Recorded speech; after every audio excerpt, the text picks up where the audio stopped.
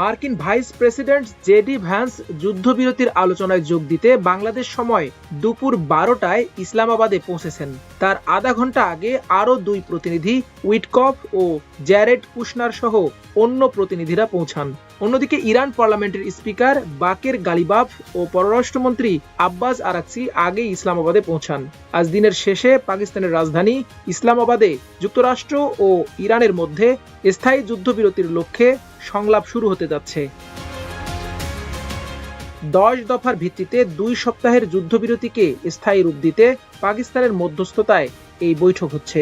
দফা 10টি হলেও 2 থেকে 3টি বিষয়কে সর্বাধিক গুরুত্ব দেওয়া হচ্ছে। ইরান চাচ্ছে একটি স্থায়ী যুদ্ধবিরতির নিশ্চয়তা, যুক্তরাষ্ট্র বা ইসরায়েল কিংবা অন্য কেউ ভবিষ্যতে যাতে আর ইরানের ওপর আক্রমণ না করে সেই নিশ্চয়তা চায় ইরান। 10 দফার 1 নম্বরেও এটি রয়েছে। অন্যদিকে যুক্তরাষ্ট্রের চাওয়ার ব্যাপারে স্পষ্ট একটি ধারণা পাওয়া গেছে গত রাতে ভার্জিনিয়ায় প্রেসিডেন্ট ট্রাম্পের দেয়া একটি বক্তব্য থেকে। ইরানের সঙ্গে একটি ভালো চুক্তি কেমন হবে তা এক কথায় জানিয়ে দিয়ে মার্কিন প্রেসিডেন্ট ডোনাল্ড ট্রাম্প বলেন, ইরানের জন্য কোনো পারমাণবিক অস্ত্র নয়। ট্রাম্প বলেছেন, ইরানের সঙ্গে একটি ভালো চুক্তির 99% হলো দেশটিকে পারমাণবিক অস্ত্র মুক্ত রাখা। No nuclear weapons, number one. I think it's already been regime change, but we never had that as a criteria. No nuclear weapon. That's 99% of it. অন্যদিকে পাকিস্তানের উদ্দেশ্যে রওনা দেওয়ার আগে ওয়াশিংটন ডিসিতে মার্কিন ভাইস প্রেসিডেন্ট জেডি ভ্যান্স সাংবাদিকদের বলেন, Iran সৎ মনোভাব নিয়ে আলোচনা করতে চাইলে উন্মুক্ত হাত বাড়াতে আমরা প্রস্তুত। তিনি বলেন, মার্কিন প্রেসিডেন্ট ডোনাল্ড ট্রাম্প ইরানের সঙ্গে আলোচনার বিষয়ে সুস্পষ্ট দিক নির্দেশনা দিয়েছেন। এই আলোচনা ইতিবাচক হবে বলে তিনি আশাবাদী। 10 দফা চুক্তির এই 2টি দফা ছাড়াও রয়েছে হরমুজ প্রণালীর নিয়ন্ত্রণ ইরানের হাতে ছেড়ে দেয়া, ইরানের বিরুদ্ধে যুক্তরাষ্ট্র সহ বিভিন্ন পর্যায় থেকে আরোপিত সব ধরনের নিষেধাজ্ঞা প্রত্যাহার, জাতিসংঘ নিরাপত্তা পরিষদের আরোপিত সব নিষেধাজ্ঞা প্রত্যাহার, নিউক্লিয়ার ওয়াচডগের নিষেধাজ্ঞা প্রত্যাহার, যুদ্ধের ক্ষতিপূরণ প্রদান, মধ্যপ্রাচ্য থেকে সব মার্কিন সৈন্য প্রত্যাহার, হিজবুল্লাহর ওপর লেবাননে হামলা সহ সব ফ্রন্টে যুদ্ধবিরতি কার্যকর করা।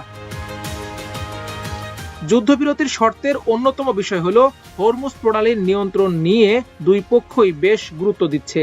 যুক্তরাষ্ট্র ইতোমধ্যে হরমুজ প্রণালীর নিয়ন্ত্রণ ইরানের কাছে ছেড়ে দিতে রাজি হলেও ইরান যুদ্ধে ক্ষতিপূরণ হিসেবে হরমুজে প্রতি জাহাজ থেকে যে বিপুল অঙ্কের টোল আদায়ের কথা বলেছে এ নিয়ে যুক্তরাষ্ট্রের আপত্তি রয়েছে। শুক্রবার ভার্জিনিয়ার শল্টসভিলের উদ্দেশ্যে উড়োজাহাজে ওঠার আগে সাংবাদিকরা জানতে চান, যুদ্ধবিরতি আলোচনার জন্য ইসলামাবাদে যাওয়ার আগে ভাইস প্রেসিডেন্টকে তিনি কি বলেছেন। এমন প্রশ্নের জবাবে ট্রাম্প বলেন, আমি তাকে শুভকামনা জানিয়েছি। প্রেসিডেন্ট ট্রাম্প আরও বলেন, হরমুজ প্রণালী খুব শীঘ্রই খুলে দেওয়া হবে, যদিও যুক্তরাষ্ট্রের জন্য এটির প্রয়োজন নেই বলে তিনি মন্তব্য করেন। হরমুজ প্রণালী দিয়ে যাতায়াতকারী জাহাজগুলো থেকে ইরান টোল আদায় করবে এমন সংবাদের বিষয়ে জানতে চাইলে প্রেসিডেন্ট ট্রাম্প বলেন, আমরা এটা হতে দেব না। So it's JD and Steve and Jared. They have a good team and they meet tomorrow. We'll see how it all works out. No, we're not going to let that. It's international water.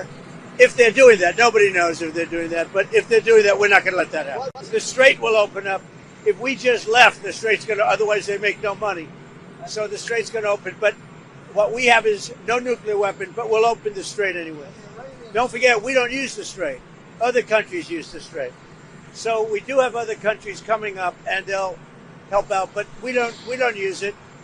It won't be easy. It won't be, I would say this, we will have that open fairly soon. যুক্তরাষ্ট্র Iran আলোচনা কি একেবারেই শেষ হবে নাকি আগামী সপ্তাহগুলোতেও চলবে সে বিষয়ে নিশ্চিত নন বলে জানান প্রেসিডেন্ট ট্রাম্প। কোনো বিকল্প পরিকল্পনা আছে কিনা এমন প্রশ্নে তিনি বলেন, আপনাদের কোনো বিকল্প পরিকল্পনার প্রয়োজন নেই।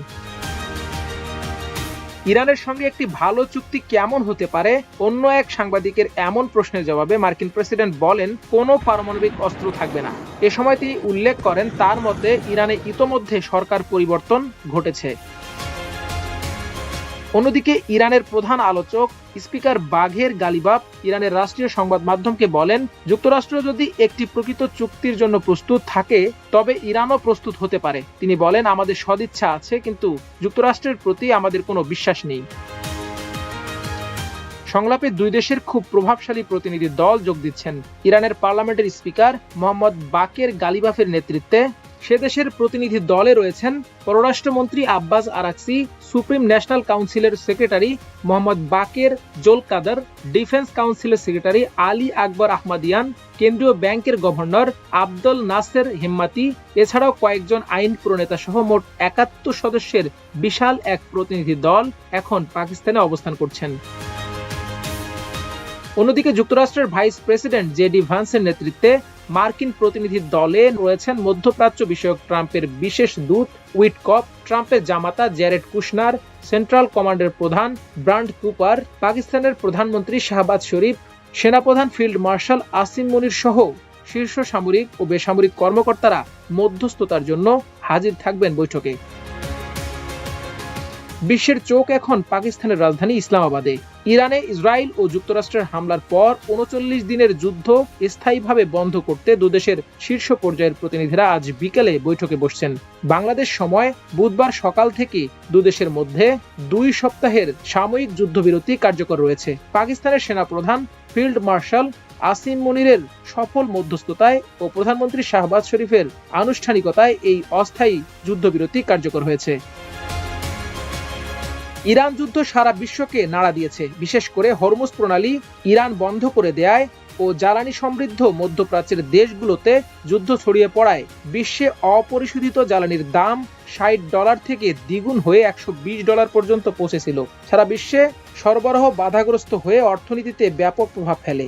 অস্থায়ী যুদ্ধবিরতির পর দাম আবার কমতে শুরু করলেও ইসলামাবাদ সাফল্যের ওপর নির্ভর করবে এই মূল্য হ্রাস স্থায়ী হবে কিনা। ইরানের ১০ দফার আলোকে ২ সপ্তাহের যুদ্ধবিরতি কার্যকর হয়েছে। গত মঙ্গলবার রাতে পাকিস্তানের মধ্যস্থতায় ইরান ও যুক্তরাষ্ট্র যুদ্ধবিরতিতে সম্মত হওয়ার পর ইসরায়েলও এতে সম্মত হয়। তবে ইরানের শর্ত লঙ্ঘন করে ইসরায়েল ইরান সমর্থিত হিজবুল্লাহ যোদ্ধাদের নির্মূলের কথা বলে লেবাননে হামলা অব্যাহত রাখে। ইরান প্রতিনিধি দলের নেতা দেশের স্পিকার গালিবাফ লেবাননে হামলা বন্ধ না রাখা হলে সংলাপে বসায় অপারগতা জানিয়েছেন। ট্রাম্প অনুরোধ করার পরও ইসরায়েল রাতভর হামলা বন্ধ করেনি। সংলাপে ইসরায়েলকে অন্তর্ভুক্ত করতে ইরান কিংবা যুক্তরাষ্ট্র কেউই আগ্রহ দেখায়নি। ফলে ইসরায়েলের প্রধানমন্ত্রী বেনিয়ামিন নেতানিয়াহু বলেছেন লেবাননের সাথে তারা আলাদা করে সংলাপে বসবেন এবং সেটা হবে যুক্তরাষ্ট্রে। মাল্টিমিডিয়া ডেস্ক, আমার দেশ।